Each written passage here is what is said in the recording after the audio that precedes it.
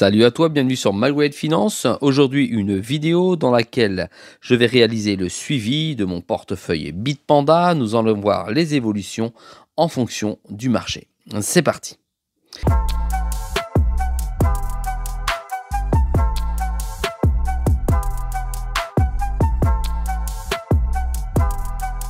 Sois le bienvenu dans cette vidéo. Je te rappelle qu'ici, il n'y a pas de conseil en investissement. Je te montre ce que je fais et comment je le fais.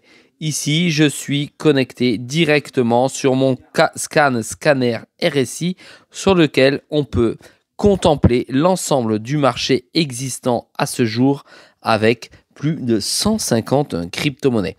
On voit effectivement que la partie supérieure qui se trouve ici dans le vert est en train de permettre ou relate les différentes crypto-monnaies qui sont ici dans cette zone en surachat. Ça veut dire que le marché est plutôt favorable avec une montée vers le haut en puissance, notamment propulsée par notre BTC qui se trouve ici, qui est en train de monter le marché avec son flux financier.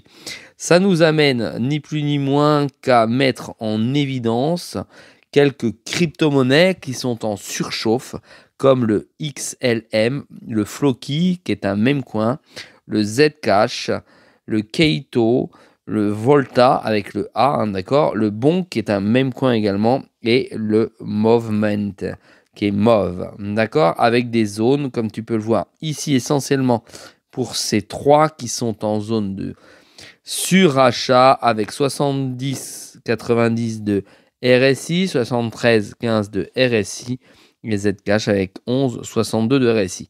Allons voir le XLM, pardon, pour laquelle j'ai fait une vidéo dernièrement. On voit effectivement le RSI qui se trouve ici en surchauffe à 71,70, a donc dépassé les 70, et on voit ici la mèche qui est légèrement repliée vers le bas sur cette crypto-monnaie.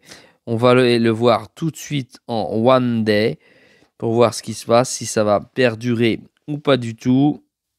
Là, nous avons effectivement une autre vision où on peut s'apercevoir que là, il vient de venir taper ici. Hop,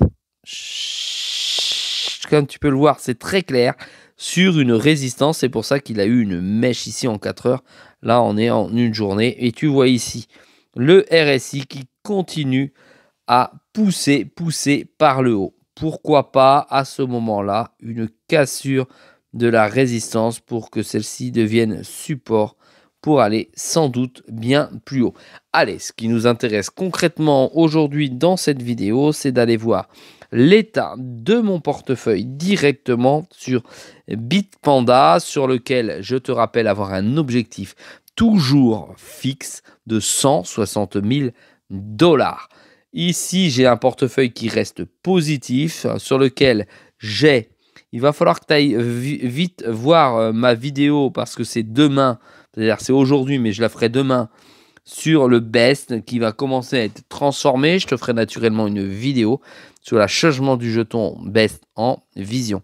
Ici, nous avons également le XRP qui est dans le vert avec plus 6,47. Nous avons le BTC sur lequel tu sais que j'ai une position vendeuse à 121 000 $. Je suis néanmoins à plus 3,69, c'est-à-dire que pour l'instant, effectivement, mon choix a été le bon. J'ai le Bitensor toujours dans le rouge, qui est plutôt négatif pour moi, malheureusement. J'ai un Nedera qui est toujours ultra positif avec 133. J'ai malheureusement toujours la même lignée sur la NKR. Ça monte petit à petit, mais ça n'est pas suffisant pour ressortir la crypto-monnaie dans le vert. J'ai le Babylone avec moins 45. C'est plutôt une vision désastreuse sur ce jeton où je m'attendais très clairement à quelque chose de plus efficace pour ces crypto-monnaies. J'ai le fameux Cubic toujours sur lequel j'ai sous-investi avec plus 37,63, mais je ne bouge plus pour l'instant dessus. J'ai du Stax avec moins 61%, j'ai de l'Arcam avec moins 68%, du Nervos Network, le fameux CKB, qui est toujours au fin fond des abîmes avec 77%. J'ai un jeton qui m'a été distribué directement en spotlight qui ne compte pour rien dessus. J'ai de l'Ethereum, là il me fait super plaisir l'Ethereum quand tu regardes aujourd'hui la position. Je suis à plus 40%.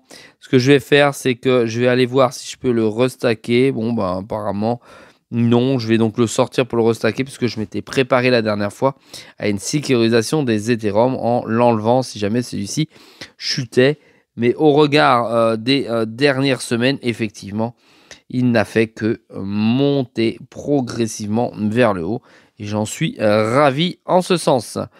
Ensuite, tu vois, plus 15% sur le portefeuille. Ensuite, The Graph, toujours plus 50%. Solana, toujours plus 608%. Le SUI à moins 21,96%.